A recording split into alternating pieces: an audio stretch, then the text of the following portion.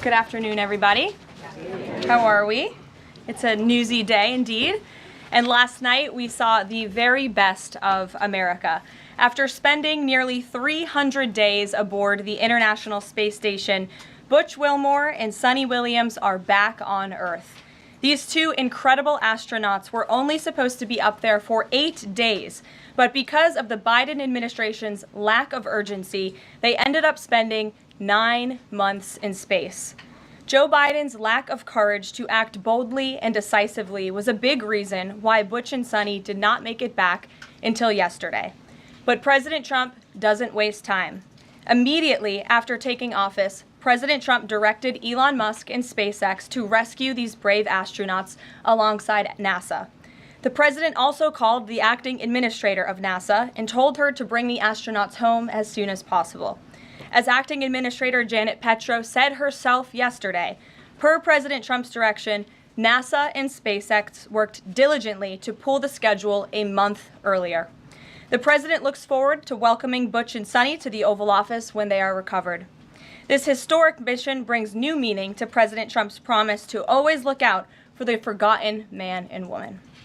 On another important matter, yesterday, President Trump and President Putin spoke about the need for peace and a ceasefire in the Ukraine war. Both leaders agreed this conflict needs to end with a lasting peace and also stressed the need for improved bilateral relations between the United States and Russia. President Trump also spoke with President Zelensky this morning to align both Russia and Ukraine in terms of their needs and requests. As President Trump has said repeatedly, the precious lives and money that both Ukraine and Russia have been spending in this war would be better spent on the needs of their people. This terrible conflict would have never started with President Trump in charge, but he's determined to end it once and for all. President Trump also promised maximum transparency and a commitment to rebuild the trust of the American people in our intelligence community. Part of that promise was to fully release previously classified records related to the assassination of former President John F. Kennedy, and he made that happen yesterday. This historic release consisted of approximately 80,000 pages of previously classified records that are now published. The records are available to access either online at archives.gov/JFK or in person, accessible to the American people at the National Archives in College Park, Maryland. Records that are currently only available for in-person viewing are being digitized and will be uploaded in the coming days. On another note, positive economic data continues to pour in, showing the immediate impact of President Trump's pro-growth agenda. After suffering a steep decline in the final year of the Biden administration, the manufacturing sector came roaring back in February. Industrial production surged in February, these are new numbers, 3 times at a greater 3 times rate than the expectations to its highest ever recorded level. And President Trump's laser focus on massive deregulation and unleashing our domestic energy industry is leading to stabilities for Americans' bottom lines. As Newsweek summed it up today, gas prices are plummeting under President Trump. And the Trump administration continues to make American communities safer through our ongoing mass deportation campaign of illegal alien criminals. Yesterday, FBI Director Kash Patel announced the agency captured another fugitive from its 10 most wanted list, securing the extradition of Francisco Javier Roman Bardeles, a key senior leader of the brutal MS-13 gang. And the brave men and women of ICE also arrested a number of dangerous aliens across the country in recent days. You will see them on this screen. ICE San Francisco just arrested a citizen of Guatemala convicted of sexual battery. ICE New Orleans arrested a citizen of Ecuador convicted of rape in Suffolk County, New York. ICE Atlanta arrested a citizen of Mexico convicted of assault by strangulation. ICE Dallas arrested a citizen of Mexico convicted of assault with a firearm and rape with a foreign object. And ICE Houston arrested a citizen of Guatemala convicted of indecent sexual contact with a child in Texas.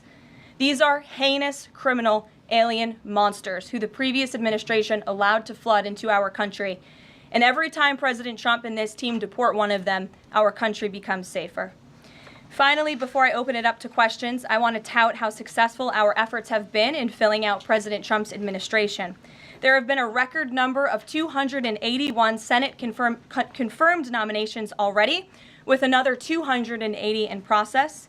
Here at the White House, OPM and GSA, we have filled 100% of the total number of slots. And this is a record number of placements in the first 58 days of any administration, and a testament to the caliber and the sheer quantity of talented people who want to work for President Trump to make America great again. Here in our new media seat today, we have Katie Pavlich.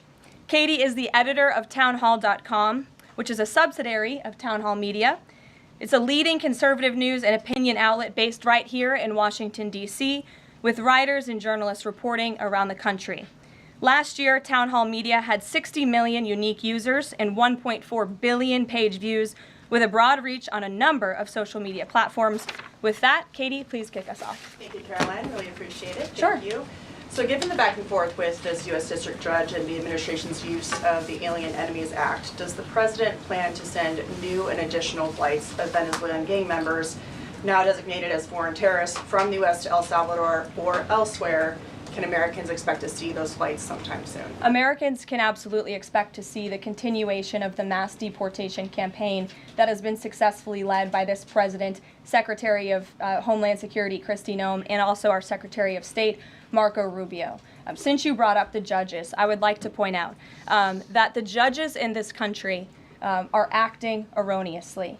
We have judges who are acting as partisan activists from the bench. They are trying to dictate policy from the President of the United States. They are trying to clearly slow walk this administration's agenda, and it's unacceptable. As the President said last night, we will continue to comply with these court orders. We will continue to fight these battles in courts, but it's incredibly apparent that there is a concerted effort by the far left to judge shop, to pick judges who are clearly acting as partisan activists from the bench in an attempt to derail this president's agenda. We will not allow that to happen. And not only are they usurping the will of the president and the chief executive of our country, but they are undermining the will of the American public, tens of millions of Americans who duly elected this president to implement the policies that are coming out of this White House. And then one more question. Senate Minority Leader Chuck Schumer said yesterday that he was united with Democrats in working against Americans who, quote, their attitude is, I made my money all by myself, how dare your government take my money from me?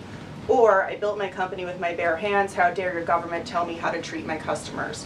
What is the president's response to this, given his upcoming tax agenda and need to work on Capitol Hill?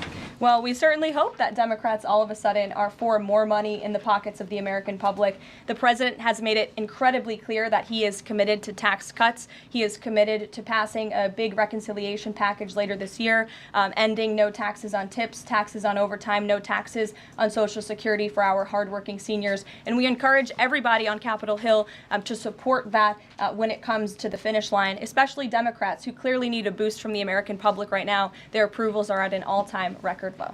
Thanks for being with us, Katie. Garrett. I have one other question, but I want to follow up on Katie's question, actually. You said the mass deportation campaign would continue, but she asked about the flights specifically. Will those flights to El Salvador continue while this case is being appealed? We don't have any flights planned specifically, but we will continue with the mass deportations. And I would just like to point out that the judge in this case is essentially trying to say that the president doesn't have the executive authority to deport foreign terrorists from our American soil. That is an egregious abuse of the bench. This judge does not have that authority. It is the opinion of this White House and of this administration, and that's why we're fighting this in court. And it's very, very clear that this is an activist judge who is trying to usurp the president's authority. Under the Alien Enemies Act, the president has this power, and that's why this deportation campaign has continued. And this judge, Judge Boasberg, is a Democrat activist. He was appointed by Barack Obama. His wife has donated more than $10,000 to Democrats, and he has consistently shown his disdain for this president and his policies, and it's unacceptable. You took me right where I wanted to go about the idea that these people are all foreign terrorists, but Judge Boasberg was originally appointed by George W. Bush and then elevated by Barack Obama. I just feel like I should clear that up. Well, let me just say something to that effect, Garrett.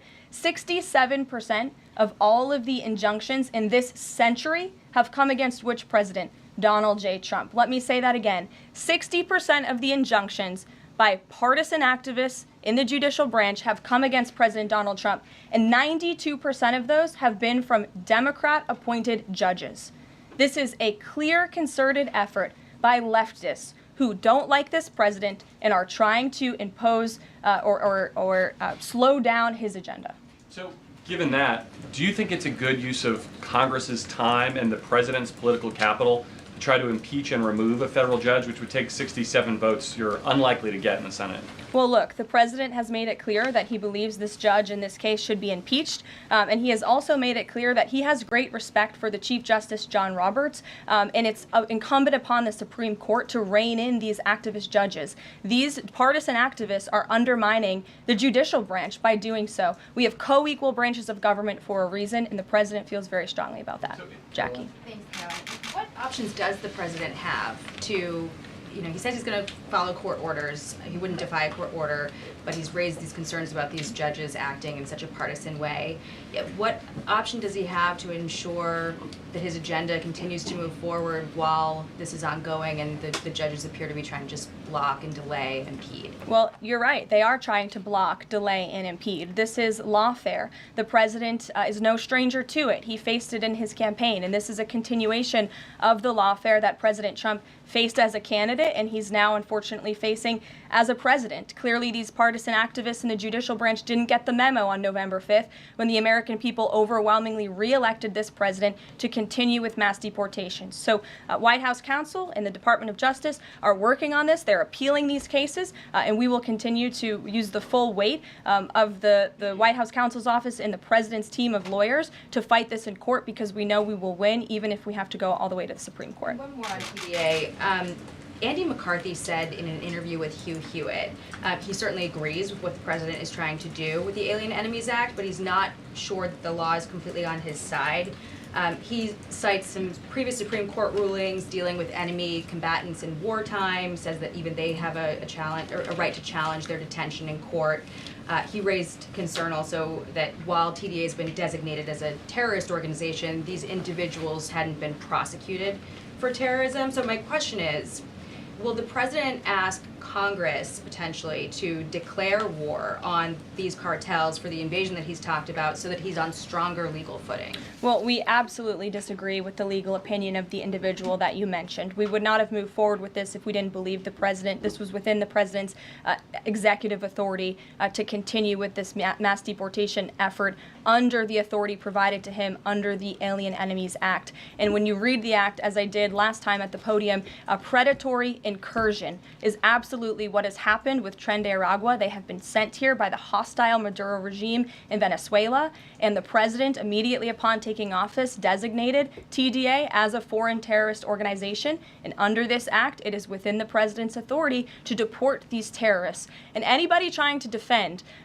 these terrorists who have now been sent off of American soil should talk to the families of the individuals who these heinous monsters have killed and have raped. If you talk to those families, they are so heartened by the president's decision to take tough action and to use his executive authority, something that no other president has been willing to do, because President Trump does what he says he's going to do, and he is deporting these foreign terrorists from American soil to secure our homeland, and he's within his rights to do that. Very quickly Jennifer. on Tesla. Very quickly on Tesla. There's a website that's trying to dox Tesla owners across the country and saying they're only going to take down personal information when people show that they've sold their cars. What's the administration going to do about that? I haven't seen that website, but we certainly think it's despicable, the violence that has taken place against Tesla, the company, its employees, and also just Americans who have chosen to drive an electric vehicle. Many of them are Democrats, by the way. Democrats were big supporters of Tesla and of electric vehicles until Elon Musk decided to vote for Donald Trump. So we would like Democrats to also come out and condemn this heinous violence that we have seen, and I believe the Attorney General has said she's investigating these incidents as acts of domestic terrorism. Jennifer. On Ukraine, can you say, is the White House going to pause foreign military aid or intelligence sharing with Ukraine, as Russia says it's pushing for, And then I have a follow-up on the Federal Trade Commission. Sure. When it comes to Ukraine, I do have a statement for you from the National Security Advisor and also the Secretary of State. First, I'd like to reiterate what the President said earlier following his call with President Zelensky this morning. He said he just completed a very good telephone call with President Zelensky. It lasted approximately 1 hour. Much of the discussion was based on the call made yesterday with President Putin in order to align both Russia and Ukraine in terms of their requests and needs. We are very much on track, and I will ask Secretary of State Marco Rubio and Mike Waltz to give an accurate description of the points discussed. That statement will be put out shortly. Well, I have that statement for you right here. Bear with me as I read it. Today, President Trump and Ukraine's President Vladimir Zelensky had a fantastic phone conversation. President Zelensky thanked President Trump for a productive start for the work of the Ukrainian and American teams in Jeddah on March 11th. The meeting of the senior officials from both nations significantly helped in moving toward ending the war.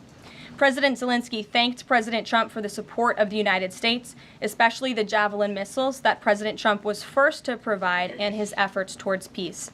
The leaders agreed Ukraine and America will continue working together to bring about a real end to the war, and that lasting peace under President Trump's leadership can be achieved. President Trump fully briefed President Zelensky on his conversation with Putin and the key issues discussed. They reviewed the situation in Kursk and agreed to share information closely between their defense staffs as the battlefield situation evolved. President Zelensky asked for additional air defense systems to protect his civilians, particularly Patriot missile systems, and President Trump agreed to work with him to find what was available, particularly in Europe. The two leaders also agreed on a partial ceasefire against energy. Technical teams will meet in Saudi Arabia in the coming days to discuss broadening the ceasefire to the Black Sea on the way to a full ceasefire. They agreed this could be the first step toward the full end of the war and ensuring security. President Zelensky was grateful for the president's leadership in this effort and reiterated his willingness to adopt a full ceasefire. President Trump also discussed Ukraine's electrical supply and nuclear power plants. He said that the United States could be very helpful in running those plants with its electricity and utility expertise. American ownership of those plants would be the best protection for that infrastructure and support for Ukrainian energy infrastructure. President Zelensky also thanked President Trump for continuing to push humanitarian concerns, including the exchange of prisoners of war. He noted they had just had a successful exchange and thanked the president for his leadership on that. President Trump also asked President Zelensky about the children who had gone missing from Ukraine during the war, including the ones that had been abducted, and President Trump promised to work closely with both parties to help make sure those children were returned home. They agreed all parties must continue the effort to make a ceasefire work. The presidents noted the positive work of their advisors and representatives, especially Secretary Rubio, National Security Advisor Mike Waltz, Special Envoy Kellogg, and others.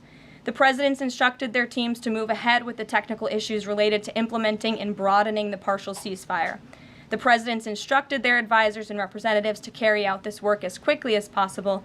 The presidents emphasized that in further meetings, the teams can agree on all necessary aspects of advancing toward lasting peace and security.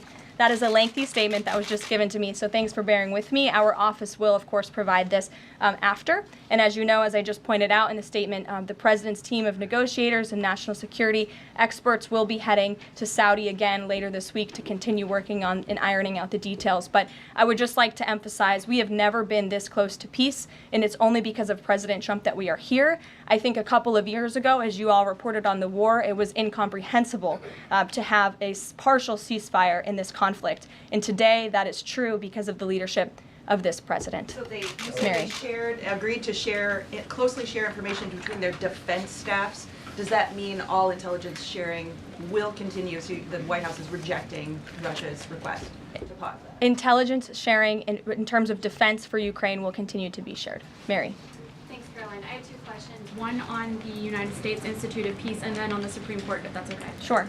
So on the United States Institute of Peace, this is a little bit wild. I understand the old president refused to leave after he was removed from his position. He barricaded himself in his offices, had to be escorted out by police, left the building without Wi-Fi, telephones, elevators, and more, and is now telling media that Doge broke in and illegally removed him. So can you comment on this sequence of events and specify, did Doge illegally enter?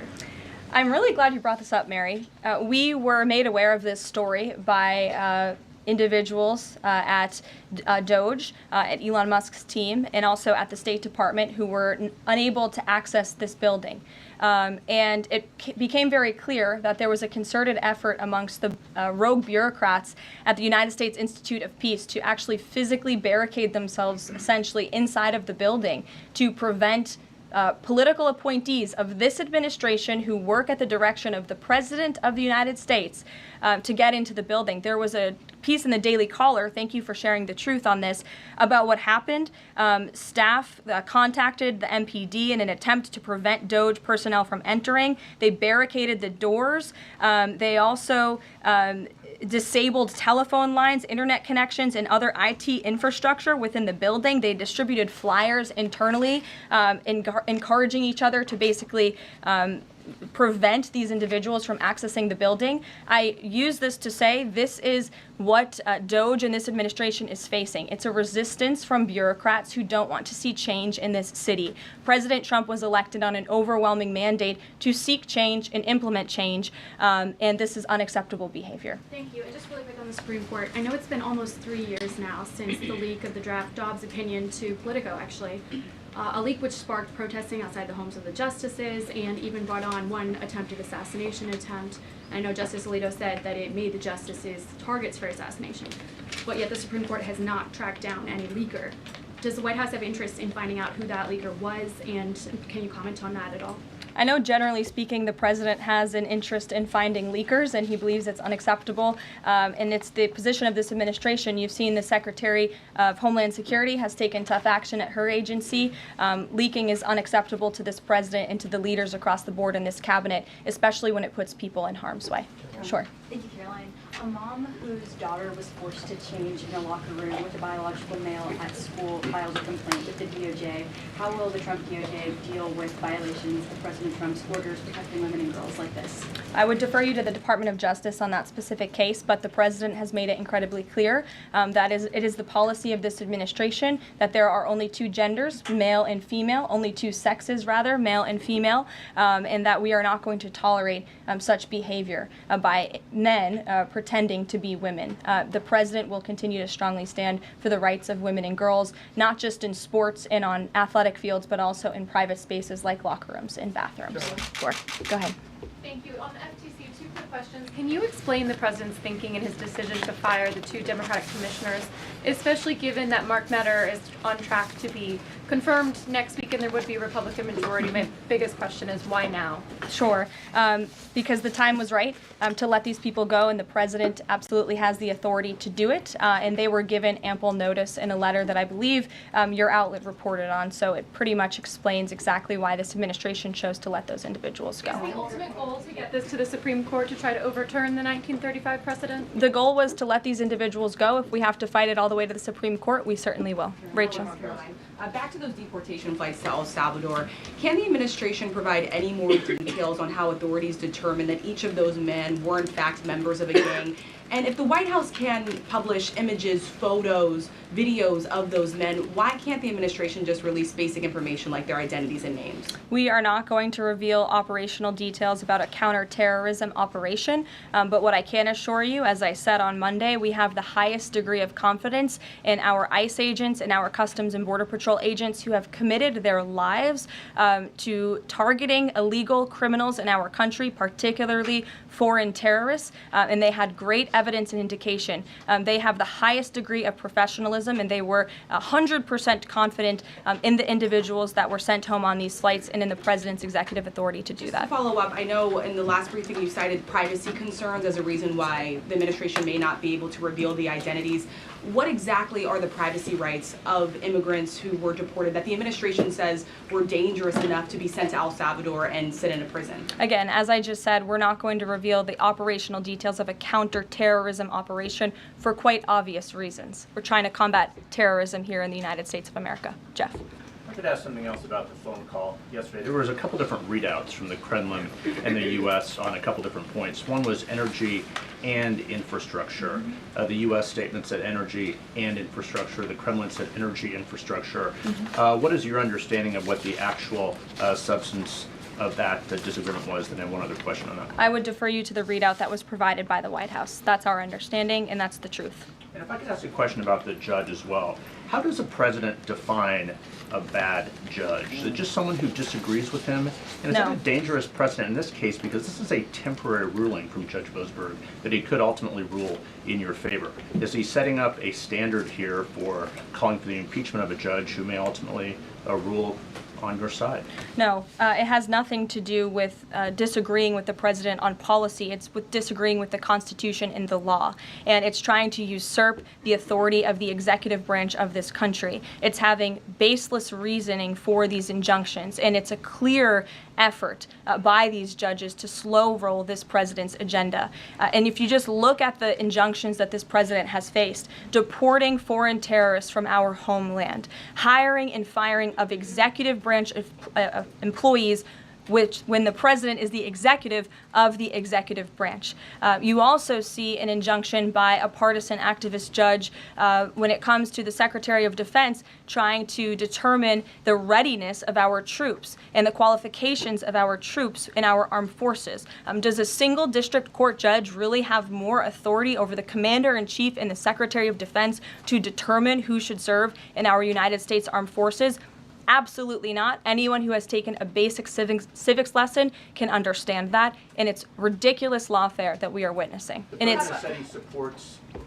I'm sorry. The president said he respects the Chief Justice here. Mm-hmm. Does he respect him specifically on this case and this opinion, or respects him overall? And has he spoken to any other Supreme Court justice? The president respects Chief Justice Roberts overall. He just expressed that to me in the Oval Office. But it's also quite clear that the Supreme Court needs to rein in these judges who are acting as partisan activists, and they are undermining the judicial branch. And it's a dereliction of duty on their behalf. Deanna, go ahead. Thank you so much, Caroline. On the call with Zelensky, did they discuss the minerals deal at all?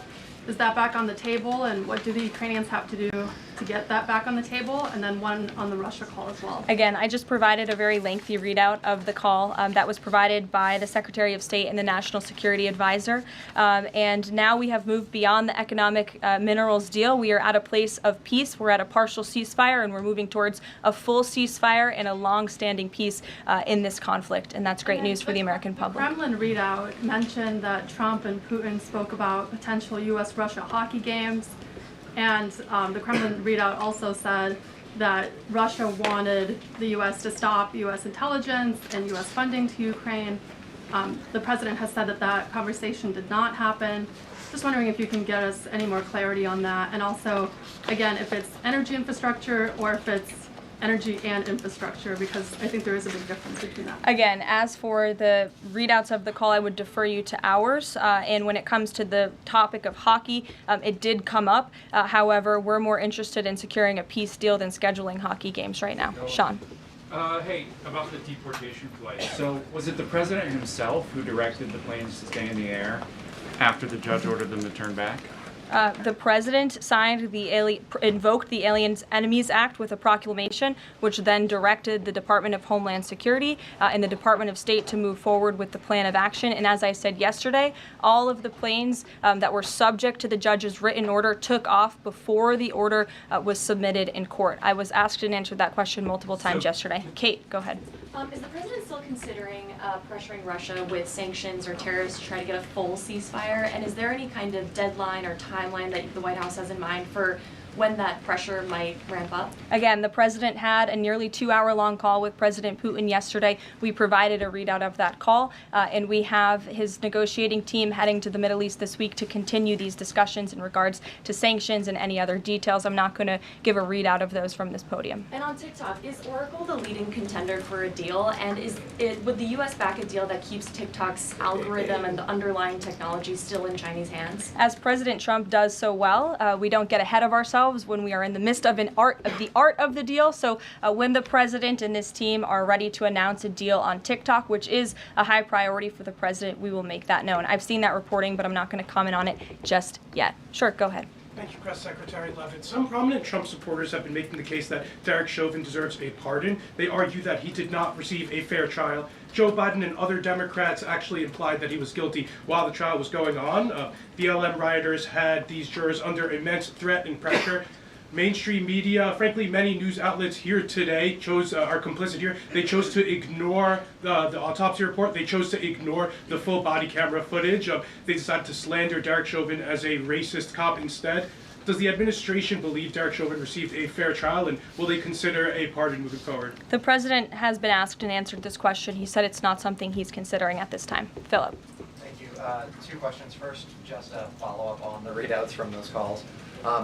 When it comes to the discrepancies between the U.S. and Russian readout of that call between President Trump and Putin, is it the president's assessment that something is getting lost in translation, or does he believe that the Russians are trying to play games here? Nope. The president believes in his team that put the readout out, and he also put his own out on Truth Social. We've been incredibly transparent about all of the president's calls with foreign leaders, and again, I would defer you to the readout. And then following up Michael. on...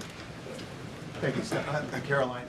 White House said yesterday that gas prices across the U.S. have fallen for the fourth straight week. 34 states now seeing gas under $3 a gallon. This limited ceasefire with Ukraine regarding oil refineries, energy, will that affect gas prices here in the U.S.?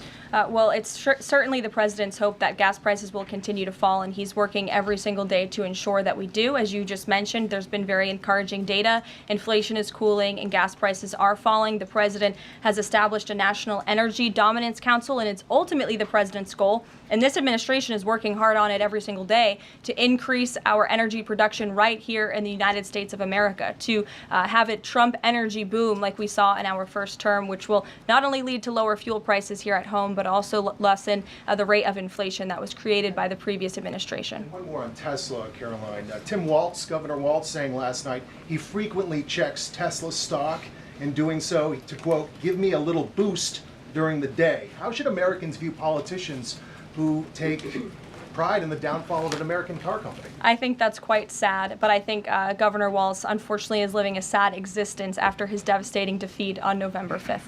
Reagan, go ahead. Thank you, Caroline. Across the country, Tesla cars are being lit on fire, dealerships are being shot up, Molotov cocktails are being used. There was a website posted yesterday that shared the addresses of private Tesla owners and reportedly had Kash Patel's information on it. AG Bondi has called this acts of domestic terrorism. Does the White House have any indication that this is some sort of coordinated movement, or that it's being funded by some outside group? And do you know if the investigation by the DOJ is being investigated as incidents of organized terror? I believe the Attorney General has made her comments clear on that. She is investigating these events as acts of domestic terrorism, and we fully condemn them. And as I said earlier to Jackie's question, we think it's despicable what is happening to not just this American company, but also their innocent employees. And again, innocent Americans who drive these vehicles. And we condemn it wholeheartedly. Sure. More than 24,000 workers in 18 agencies are in the process of being reinstated. What is your message to these workers, and can you assure them they won't be fired again as the administration directs agencies to do more layoffs? Well, the administration is complying with the court's order. Again, as I have spoken about repeatedly, we think it's despicable that we have judges acting as judicial activists, partisan activists, trying to dictate who the president of the United States, the executive of the executive branch, can hire and fire. We have never seen anything like this. We are fighting this in court, and we will continue to fight it all the way to the Supreme Court if we have to. And as for federal employees, it's been the very common sense position of this president and the administration that bureaucrats here in Washington, D.C. need to show up to the office just like the rest of America. Middle-class Americans, from doctors to business owners to teachers to law enforcement officers, have to show up to their offices every single day. And the president has made it a clear priority that people in this city have to do the same. And we are also continue to be committed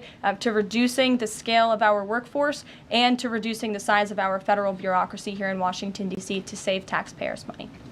Annie, go ahead. Thanks so much. In the statement that you read, you referenced the president's interest in helping return Ukrainian children to their parents and to their families.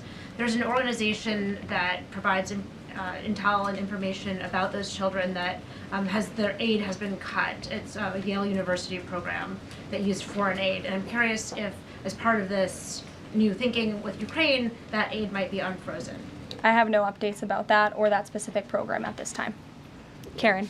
Thanks, Caroline. Just to follow up on your answer to the question on the minerals deal, you said that the White House has moved beyond the minerals deal. What does that mean? Is that no longer on the table? Nope. It means the minerals deal was that first set of framework that you all saw in that very public meeting with President Zelensky and President Trump in the Oval Office. We are now focused on a long-term peace agreement. As you know, on that deal, or that meeting between President Zelensky and President Trump, the Ukrainian president at the time wasn't talking about a greater peace deal. We are now at that place where we are talking about that. So we've moved beyond just the economic minerals deal framework, and we're looking at a lasting ceasefire. Right now we're at a partial ceasefire, but again, the president is sending his highly skilled, intelligent, and experienced team to Saudi Arabia later this week to continue fighting for peace in this conflict. And I would just reiterate one more time, we have never been closer to peace than we are today.